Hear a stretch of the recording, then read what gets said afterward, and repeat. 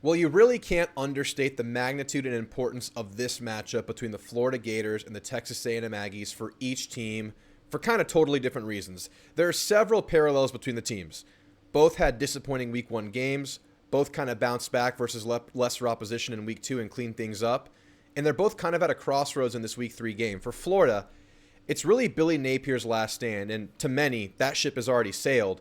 But going into the season, many Florida fans had this game circled as an early winnable matchup at home in the Swamp that can really set things off to the right foot in SEC play for what is a very brutal home stretch of the year in November. They win this game, and they inject some much-needed excitement, belief, juice into a program, into a year that's on the verge of going south before it even really gets started after that week 1 debacle versus Miami. For A&M, the hopes of starting strong in Mike Elko's era of football really hinge on the success and progression of the team in week 3.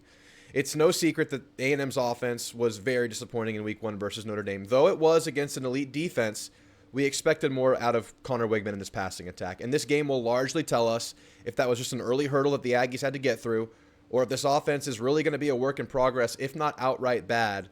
Aggies win this, and they see that progression. Well, they'll feel pretty good about the games to come in Bowling Green and Arkansas leading into that big Missouri game at home in a couple of weeks.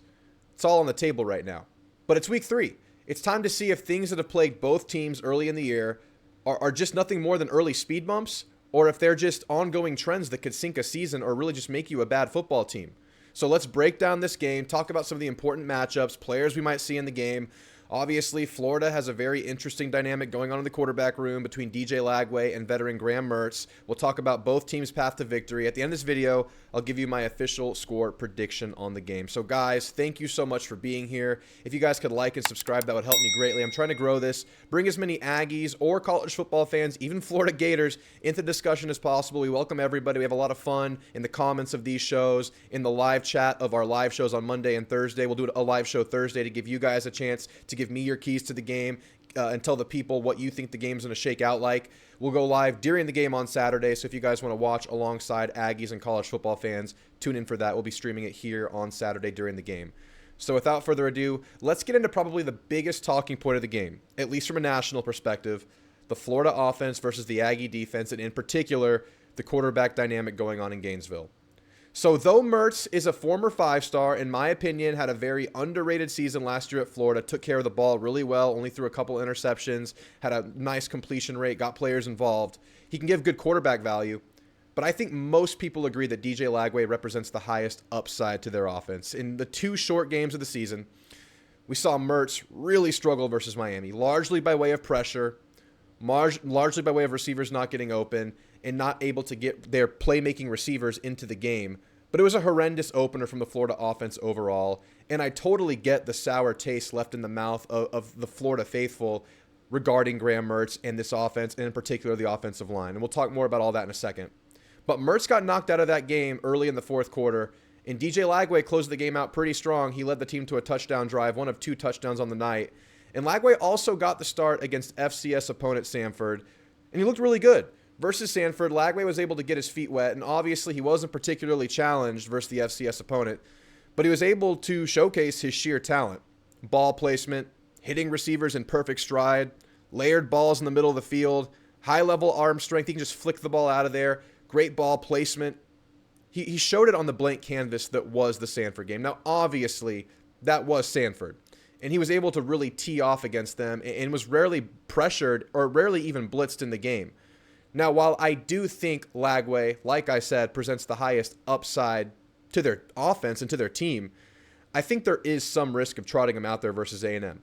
Now, that would be the true freshman's 2nd start of his college career versus what is an elite pass rush at Texas A&M, though they haven't recorded a sack on the year. We know that the D-line is kind of dictating what offenses are doing against A&M, and that was a shaky offensive line performance at best against an elite Miami front. A&M should be at least on par with that level of pass rush, given A&M's talent. And look, maybe Lagway can go out there, navigate pressure, make lemonade, give receivers time to get open, and really be a game changer for Florida. But on the other end of that spectrum, you're putting a very, very good and promising young player in what could be a very, very risky situation. The O-line was bad versus Miami. If you have Lagway running for his life versus A&M, that DB room that we think is a strength for A&M that will be tested for the first time truly by a good receiver core, you really run the risk of kind of shaking the confidence of a young player. It's a high risk, high reward type of a play, which is why I actually think Billy Napier is handling the situation pretty well with what he said on his presser Monday. He said both quarterbacks are going to play, and maybe that's smoke and mirrors. Maybe it's one quarterback or the other. Maybe he's not really going to do that. But at least they're not allowing A&M to kind of game plan for one specific attack. And they are obviously different quarterbacks. Lagway with a much higher potential to run, and Mertz bringing in experience and poise. And, I think there might be something to actually playing two quarterbacks in this game, starting with Mertz, seeing how the team is holding up against the A&M pass rush, and then giving Lagway a go once the teams have kind of settled into the game. If you want an Aggies opinion, I really don't have a preference about whichever quarterback's out there. I think both quarterbacks can win the game for Florida, and it's largely going to be about protection and getting playmakers the ball, both things that Florida struggled with in game one. So as an Aggie, I'm cool with either team, with either quarterback. I just want to see, if I'm Florida, I want to see better protection, and I want to see receivers getting open.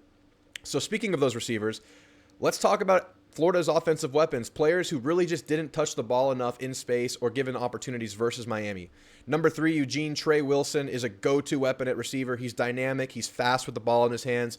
They'll give him catch and run opportunities, end arounds. They'll hand him the ball. He'll really test A&M in an aspect that A&M has been shaky in defensively, and that's pursuit angles in open field, linebacker gap fits. They're going to test that on the outside, and that includes their running back, Montrell Johnson, who's their returning lead rusher from last year. He had a huge 71-yard touchdown on a first down versus Miami, something that A&M has given up a couple of times this year. A&M gave up the 46-yard touchdown to Jadarian Price versus Notre Dame. They gave up a 26-yarder while a lot of the ones were still out there versus McNeese.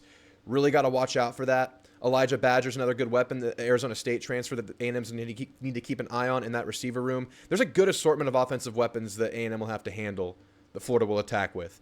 And A&M's DBs will be tested in ways that they have not had on the year just yet.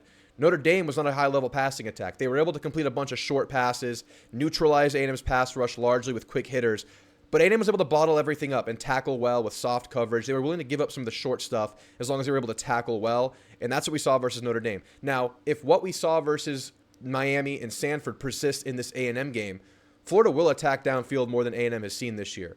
A lot of play action, a lot of motion, play action off the motion, a lot of eye candy, eye tests for the A&M DBs and linebackers. The DBs will need to cover longer in this game, more likely than they have in the first two games of the year. However, having said all of that, I do think A&M has a much better opportunity to put some sacks on the board, given that they're going to be doing some play action and drop back passes to try to get those receivers involved. A&M has elite pass rushers, and they're going to be able to have more opportunities to pin their ears back in a game like this. It feels like that could play into A&M's favor if A&M is able to win the matchup versus what has been a shaky offensive line for Florida in the short season.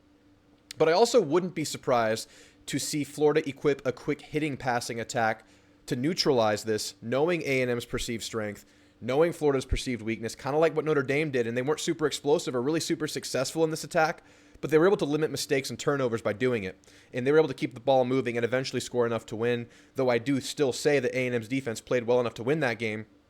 It could be something that we see Florida do, and they have better weapons at receiver than Notre Dame did, guys that can really catch and run and go, and at running back too with Johnson.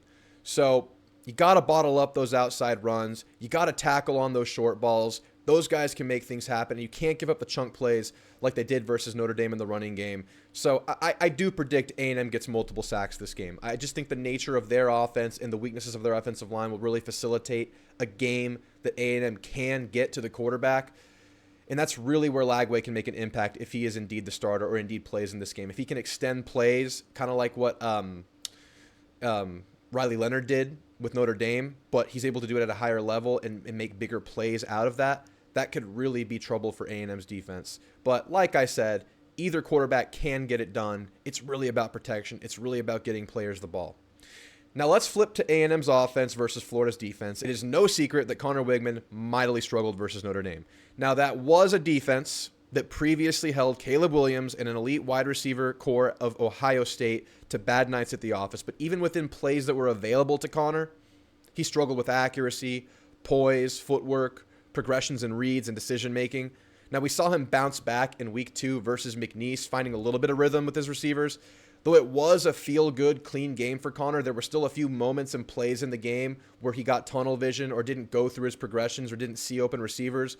Definitely a work in progress, coming back from injury, working himself into the new offense, gaining chemistry with these receivers. You have some more receivers at the top of that pecking order now with Evan Stewart and Aniyah Smith out of the program. And we're really banking on Connor to take that next step because Florida does have size, talent, athleticism on defense.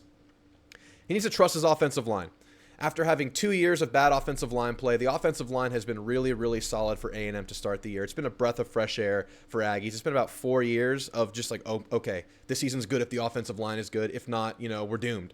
And it's gone the wrong way. And this year, the O-line actually looks good and stable. I don't know if it's elite, but it's definitely good enough to make things happen. Didn't seem like he trusted them much against Notre Dame. He played much more rushed and kind of off script and off timing than he needed to, given the protection he was giving. And A&M's running backs are protecting really well in pass pro as well. Florida has talent up front, but what Miami was able to do is just protect Cam Ward very well, especially against 4. Florida was not able to really get a pressure when rushing 4. But when Florida did blitz and get pressure, that's when Cam Ward became a wizard. He flowed away from pressure, gave his receivers a chance to get open with a numbers advantage given the blitz.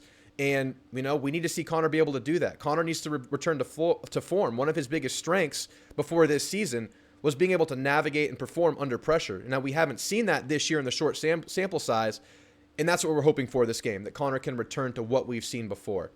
Florida has some big, talented players up front and a good amount of experience on that defensive line, too. Guys like the giant 400-pound clogger inside Desmond Watson. He's going to really be a menace in the run game. They do a good job of kind of clogging running lanes, just making havoc with that defensive line. TJ Searcy returns after a promising freshman year at defensive end. They get a good push. They have a good effect on the running game, but they've really struggled generating quarterback pressure with 4, and at times have shown a lack of discipline and gap integrity and letting players like Cam Ward slip through. So, interesting matchup, and I do think this is a really good test for A&M's run blocking game. The offensive line, like I said, has really done their job well so far on the year, but that defensive line can create havoc, and there's some big athletic boys up there. So let's keep an eye on that battle on running plays. A&M's running back tandem has been solid through 2 games, led by Le'Veon Moss. Amari Daniels is the change of pace guy. You still have E.J. Smith, son of Emmett, in the rotation. He should be back this game after sitting out versus McNeese. Le'Veon's the lead back, and he'll be a critical player for A&M's offensive success for the whole season. Powerful, explosive back, welcomes contact, can make people miss, has enough speed to get it done. I have faith in him to make things happen, but the running game's going to be dictated by the offensive line against that defensive line. It's been solid in most facets. However, one area where the O-line did have a few mistakes, even versus McNeese, was climbing to the linebacker on the right side of the offensive line. And versus McNeese, the running backs, when the guy slipped through, they were able to make lemonade, make guys miss, and still get positive yardage. But versus the athletes of Florida, that's a different ballgame. You got to clean that up. So I'm looking at the right side of the offensive line and seeing how they handle those combo blocks up to the linebackers. They have some good linebackers at Florida. So let's see how that happens right there. I'm keeping an eye on the right side of the offensive line in the running game. But another big talking point for this A&M offense is the lack of separation for the receivers so far in the year. And obviously, this is not going to be the level of defensive back room that we saw in Week 1 versus Notre Dame.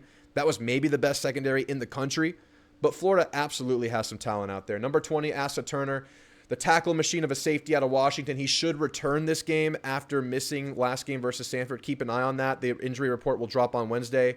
Number 14, Jordan Castell is a really good safety who led the team in tackles last year, his freshman year. Former 5-star Jakeem Jackson returns for his second year at corner alongside the veteran Jason Marshall, number 5 and number 3 respectively. Look, the DBs struggled against Miami, but they do have talent out there, and Miami had really, really good receivers, probably better than A&M's. And the lack of pressure or even pressure evasion by Cam Ward really put the DBs in a disadvantageous position in Game 1. A&M's receivers really need to step up.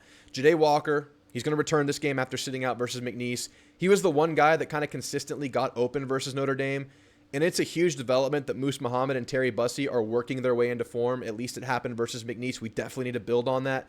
2 explosive players that must make an impact for A&M to have offensive success.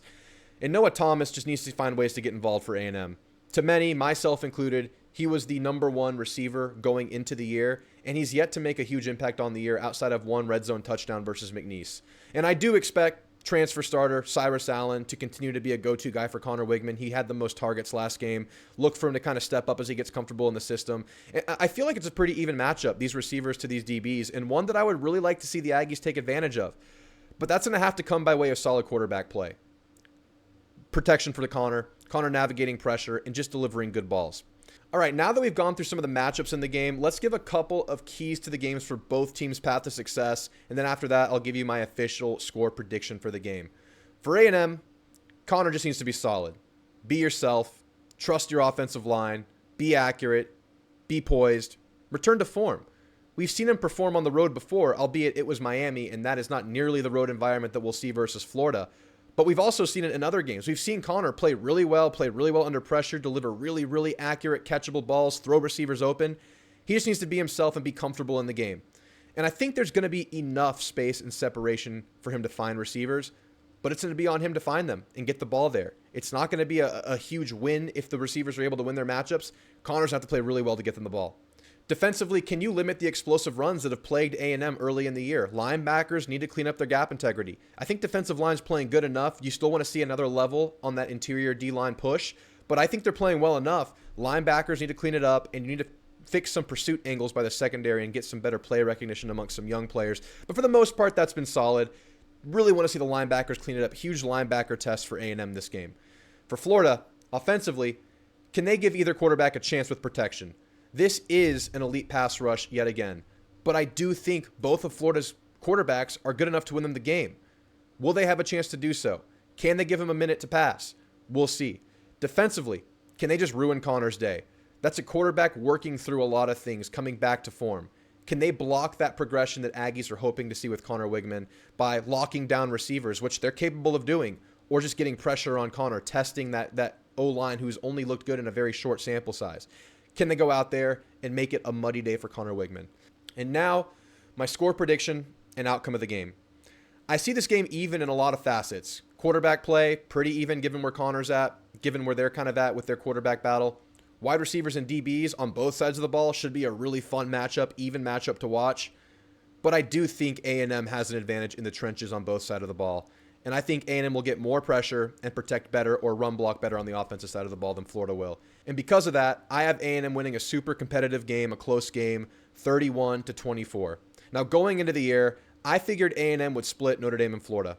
And I'm sticking to that. Though I originally had A&M beating Notre Dame and losing to Florida, I'm going to flip that because I threw that caveat in there.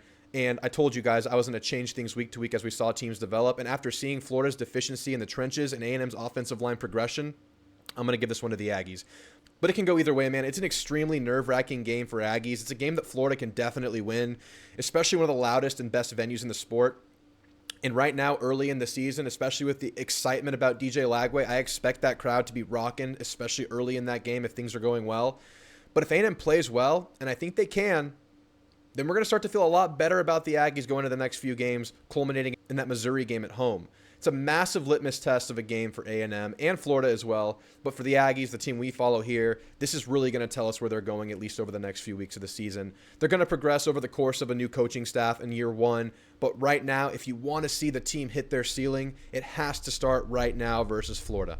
So guys, thank you for watching. I'll see you guys Thursday night, like I said, where you guys have a chance to call in, tell me your keys to the game, give me your score predictions, and then like I said, I'll be live during the game. If you guys want to sit here and watch the game with me and other Aggies in the chat, come in, we'll be able to watch and commiserate or celebrate together. It'll be a lot of fun. Thanks for watching, guys. Like and subscribe. Enjoy the game. Thanks, and gig 'em.